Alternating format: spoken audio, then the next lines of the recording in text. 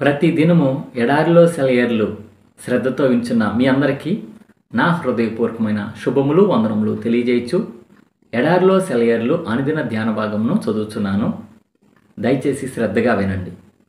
June నెల 12వ తారీఖు కొరకై ఏర్పాటు చేయబడిన ఎడారిలో సెలయేర్లు అనుదిన ధ్యాన భాగమును చదువుచున్నాను.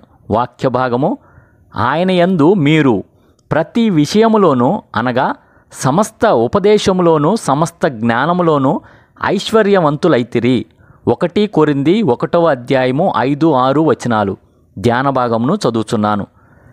మీరు చూశారో లేదో కానీ కొందరు వ్యక్తులుంటారు, వాళ్ళ జీవితాల్లో ఎప్పుడో సంభవించిన గొప్ప విపత్తు మూలంగా వాళ్ళు ప్రార్థనా వీరులుగా మారతారు.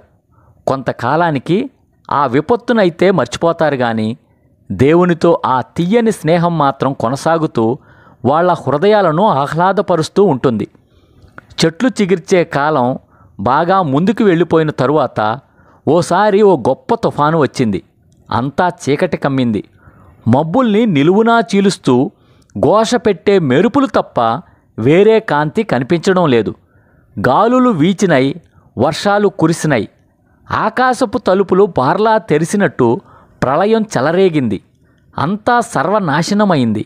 ఏదో ఒక ఆశ్రయం లేకుండా ఆరుబయట ఉన్నదేది ఆ తుఫాను ధాటికి తట్టుకోలేకపోయింది. మహావృక్షాలే నిలువునా చీరుకుపోయాయి. కానీ త్వరలోనే మెరుపులు తగ్గినాయి. ఉరుములు అలసిపోయినట్టు చల్లబడినాయి. వాన వెలిసింది. పడమటి గాలి పరిమళాలను మోసుకొచ్చింది. మబ్బులు విడిపోయినాయి. నిష్క్రమిస్తున్న తుఫాను ఆకాశం మెడకి ఇంద్రధనుస్సును తువ్వాలుగా వేసి వెళ్ళిపోయింది. ఆ తుఫాను ఫలితంగా ఎన్నో వారాల పాటు మైదానాల్లో గరికపూలు తలనెత్తుకొని చిరునవ్వులు విరజిమ్మినాయి.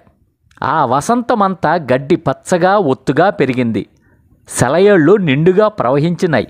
చెట్ల నీడ నేలకి చల్లని గొడుగు పట్టింది. ఇదంతా తుఫాను వచ్చి వెళ్ళినందువల్లనే. ప్రకృతి అంతా ఆ తుఫానుని, వర్షాన్ని, ఇంద్రధనుస్సుని ఎప్పుడో మర్చిపోయింది. వాగ్దానం చేసిన దేశానికి వెళ్ళడానికి దేవుడు మనకి సులువైన ప్రయాణాన్ని ఇవ్వకపోవచ్చు, కానీ ఆ ప్రయాణం క్షేమకరంగా మాత్రం ఉంటుంది. ఇండియాలో ఒకసారి ఒక తుఫాను మూలంగానే కొన్ని బంగారు గనులు బయటపడ్డాయి. మన బ్రతుకుల్లో వచ్చే కొన్ని తుఫానులు క్రీస్తులో బంగారు గనుల్ని కనుక్కోవడానికి మనకు సహాయపడలేదా? ఓ చిన్ని పుష్పమా, వర్షం వస్తుందా? వాన నీకు మంచిదే. ఎండ ఎక్కువైతే వాడిపోతావు. మేఘాలు గర్జించినా వాటి వెనుకే మెరుస్తోన్నది అందాల నీల గగన మండలం. ఓ లేత హృదయమా, అలసిపోయావా? బాధ నీకు క్షేమమే. బాధల్లోనే సుగుణాలు అలవడతాయి. వర్షాలకి పూలు పూసినట్టు దేవుని కాంతి త్వరలో నీపై ఉదయిస్తుంది, మబ్బులు తన పని పూర్తి చేసుకున్నాక. ఇదే ఈ దినమునకై ఏర్పాటు చేయబడిన ఎడారిలో సెలయేర్లు అనుదిన ధ్యాన భాగము. ప్రార్థన.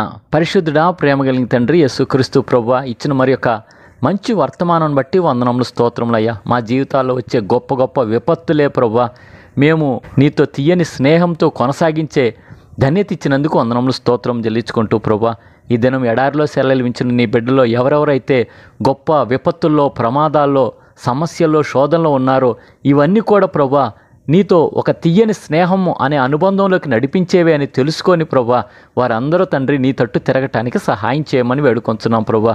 అలాగే ఈ దిన దీవెనలతో, ఆశీర్వాదాలతో ప్రతి ఒక్కళ్ళని నింపమని వేడుకొంచున్నాం ప్రభువా. నీ బిడ్డలు ఎవరెవరైతే ప్రభువా ఆర్థిక బాధలతో చితికిపోయి ఉన్నారో కనికరం చూపించి ప్రభువా ఆ ఆర్థిక బాధల నుంచి నీవే లేవనెత్తమని వేడుకొంచున్నాం ప్రభువా. ఇంకా అలాగునా తండ్రి ఎవరెవరైతే దీర్ఘకాలిక వ్యాధులతో అయా బాధపడుతుంటున్నారో ప్రభా వారి యొక్క దీర్ఘకాలిక వ్యాధుల నుంచి విడుదల దయచేయమని వేడుకొంచున్నాం ప్రభా. ఇంకా అలాగూ వివాహం కాని వారికి మంచి భాగస్వామిని దయచేయమని వేడుకొంచున్నాం ప్రభా. అలాగున బాలింతలు, శూలింతలు వారికి, వారి బిడ్డలకి క్షేమం దయచేయమని వేడుకొంచున్నాం ప్రభా. అలాగూ తండ్రి వివాహం అయ్యి బిడ్డలు లేని వారికి నీ చిత్తమైతే గర్భఫలం బహుమానంగా నీవే దయచేయమని వేడుకొంచు. అలాగున ఈ దినం తండ్రి నీ బిడ్డలు చేస్తున్న పనుల్లో, ప్రయాసలో మీరే తోడుగుండండి. ఆ ప్రయాణాల్లో మీరే తోడుగా ఉండమని వేడుకొంచు. ఈ దిన దీవెనలతో, ఆశీర్వాదాలతో ప్రతి ఒక్కళ్ళని నింపమని త్వరలో రానయ్యున్న యేసుక్రీస్తు వారి పరిశుద్ధమైన నామములో ప్రార్థించి వినయంగా వేడుకొంచున్నాము తండ్రి. ఆమెన్. మన తండ్రి అయిన దేవుని యొక్క ప్రేమ, ప్రభు అయిన యేసుక్రీస్తు వారి కృప, పరిశుద్ధాత్మ యొక్క అన్యోన్య సహవాసం సదా మీ అందరికీ తోడై ఉండును గాక. Amen. Praise the Lord. Shalom.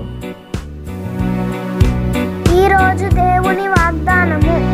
మీ ప్రయాసము ప్రభువునందు వ్యర్థము కాదు. 1 కొరింథీయులకు రాసిన పత్రిక 15వ అధ్యాయము